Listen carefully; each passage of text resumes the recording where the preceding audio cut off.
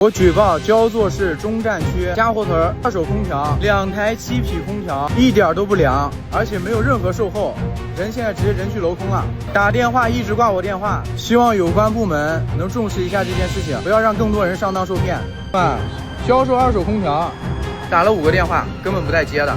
卖完空调一点售后都没有，2台7匹空调没有人家1台5匹的空调凉，1楼顾客坐的满头大汗。直接跑路了这一家。